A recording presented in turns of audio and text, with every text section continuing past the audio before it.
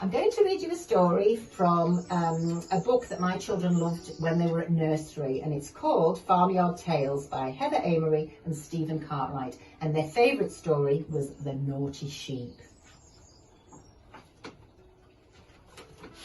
This is Apple Tree Farm. This is Mrs. Boot the farmer. She's got 2 children called Poppy and Sam and a dog called Rusty. On the farm there are 7 sheep. 1, 2, 3, 4, 5, 6, 7. The sheep live in a big field with a fence round it. One sheep has a black eye. She is called Woolly. Woolly is bored. Woolly stops eating and looks over the fence. Grass, she says. Nothing but grass. Boring. Woolly runs out of the gate. She runs out of the field into the farmyard. Then she runs through another gate into a garden. Woolly sees lots to eat in the garden. She tastes some of the flowers. Oh, very good, she says, and much prettier than grass. Can you see where Woolly walked? She walks around the garden eating lots of the flowers. I like flowers, she says. Mrs. Boot sees Woolly in the garden.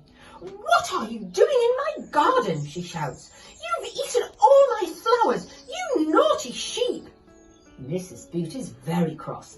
It's the show today, she says. I was going to pick my best flowers for it. Just look at them. It's time for the show. Come on, says Poppy. We must go now. The show starts soon. It's only just down the road. They all walk down the road. Woolly watches them go. She chews her flower and thinks, I'd like to go to the show. Woolly goes to the show. Woolly runs down the road. Soon she comes to a big field with lots of people in it. Woolly goes into the ring. She pushes past the people and into the field. She stops by a man in a white coat. Mrs. Boot finds her. What are you doing here, Woolly? Says Mrs. Boot.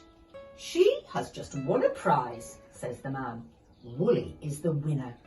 This cup is for the best sheep, says the man. Oh, that's lovely, thank you, says Mrs. Boot. It's time to go home. Come on, Woolly, says Mrs. Boot. We'll take you back to your field, you naughty, clever sheep. I hope you like that story, children. Bye for now. Now, someone else has been listening to this story, and here she is. This is my Willow. She loves stories.